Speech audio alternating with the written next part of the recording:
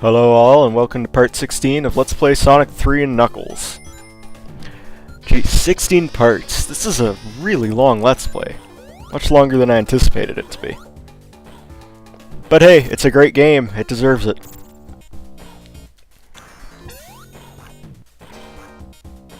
So, since launch pace, Act 1 at least, is basically exactly the same for Knuckles, I'm not going to talk about it too much. I'm going to go back to my Sonic history, because I kind of neglected that in the last part for other random ramblings. But hey, it's all good, right?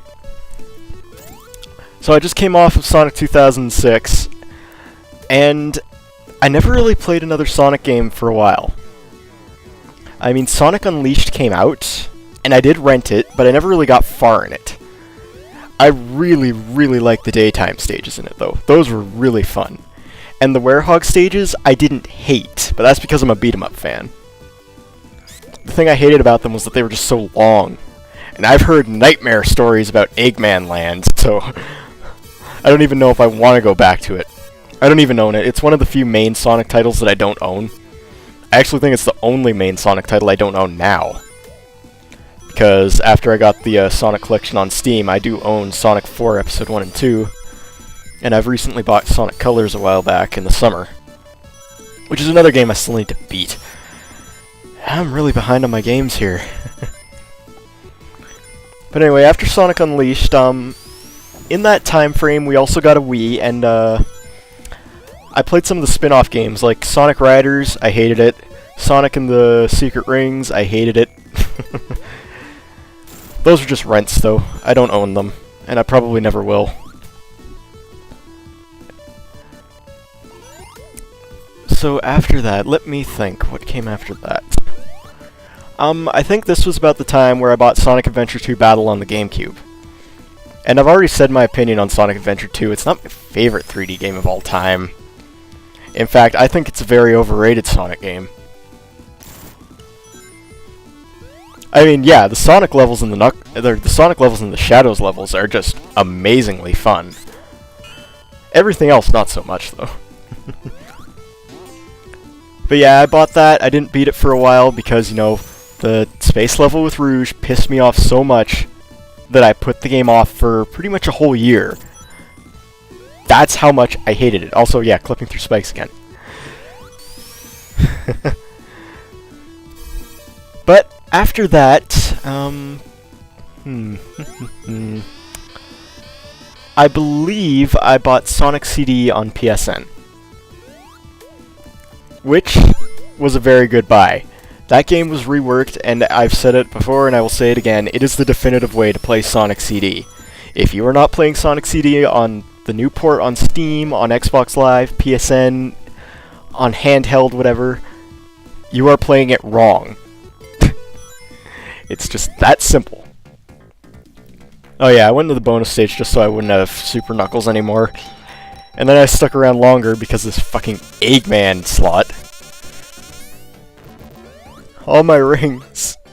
I need them. This mid-boss fight isn't too easy. But yeah, Sonic CD. Great game on PSN. And after that, well, let's see. Sonic Colors had come out. I never really played it back then. Sonic and the Black Knight had came out, and that game still interests me to this day. I do want to play that at some time. But then Sonic Generations came out. And I own that, and I have to say, it is my second favorite Sonic game of all time. It is just amazing, the fan service in it. It's just amazing, the gameplay. It is just such a fun game, and I think if you've ever liked Sonic at some point in your life, you need to play it. It's just such a great, amazing game. So much so that I own it on PS3 and on Steam. Would I ever own it on Xbox? No, because I'm never going to own an Xbox. Yeah, I'm a Sega fanboy at heart, and after that I'm a Sony fanboy. I do not like Microsoft's consoles. Why? I'm not saying they're bad consoles. I mean, I don't agree with the paying for online stuff. But the exclusives just don't interest me. I can't even think of many Xbox exclusives off the top of my head that aren't Halo or Gears of War. if any at all. And while I just don't like the games, I guess. Sony's got a lot of exclusives I do like, though. I mean, PlayStation All-Stars Battle Royale that just came out. That game interests me, no matter what the haters may say. Uncharted I like. God of War... I've never played God of War, but they look like fun games. I should probably play it at one point. Let me think. Jak and Daxter. That's always been my brother's series more than mine, though. Ratchet and Clank, another his series more than mine. I'm sure there's plenty of other exclusives I can think. Oh, Metal Gear Solid. I knew that was the big one I was missing. Even though that's kind of been going cross-platform lately.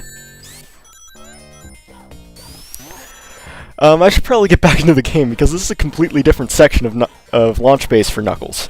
It's an underground portion, now that the Death Egg is gone. Yeah, it's another point where you can see that this happened after Sonic's. The Death Egg is gone, so we're just at this underground point where there was a lot of construction going on. And we're also met with an underwater part here. And eventually I'm going to start making the water rise, and that's when I almost drown. You have to go through here, open that up, water starts flooding in. If you don't have a water shield, you could be in trouble. And I don't, so I have to move fast. But I eventually get back right onto the main path soon. Right around here, actually. Because we're back above ground, you can see all the bricks are gone, and there's mountains in the background, or rocks in the background, I don't know. But yeah, we heard the drowning music there for a moment. I almost drowned. Almost. But yeah, this part is... it's just a small portion where we get back into the main route. We eventually go back to playing as Knuckles... something in my throat, sorry. We eventually get back to a Knuckles only part. Here we are right here. We're actually coming up to the boss. And just like with Sonic, there are two bosses, but you only fight one of the ones Sonic fought, and then you fight a different one. So first off, we get this machine where he just rises up. It's the same. I'm pretty sure it's exactly the same. I've heard people say that the little orb that orbits around him moves faster in the Knuckles fight. I'm not sure if I see that, though.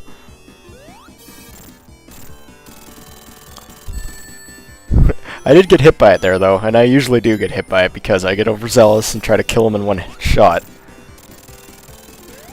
But hey, that's done, and he comes up with a new boss that was the final boss to Sonic 3. We only fight it in the Knuckles portion, though. And honestly, it's a really easy boss fight with Knuckles. It was harder with Sonic because he jumped higher. With Knuckles, he hits the jump at just the right height. And with the glide, it's just piss easy. Even though I am going to get hit by him once, but... he comes around 4 times, and that's 4 free hits you can get on him. Then he starts hanging around at the top for a while, and then he'll drop down to the bottom. You have to get out of the way because you want to avoid those spikes, and those spikes are what hit me because he stops suddenly. So yeah, the boss fight's... it's not much of a final boss fight if you think about it. I mean, he's still not that hard with Sonic when you use the Insta-Shield. Another prime example of why the game is supposed to be played as Sonic 3 and Knuckles, not just Sonic 3 alone, or just...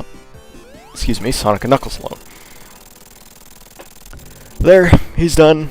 I tried to go forward, but I cannot. I have to hit this thing here. And there we are. Sonic got through Knuckles got through Act 2 of Launch Base Zone. Well, look who's back. Oh, well, that was kind of a dick move. Well, let's just jump off here and we'll fall into Mushroom Hill next part.